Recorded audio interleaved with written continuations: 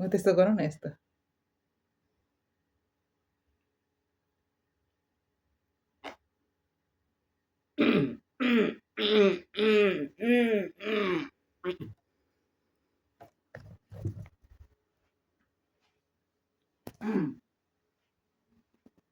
के खाने अब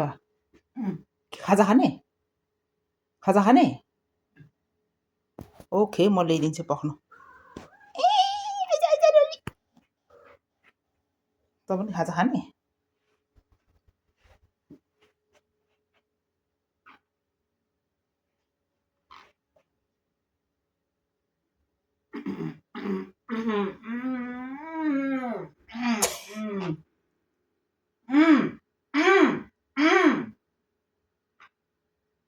बोलाएको बिरालोलाई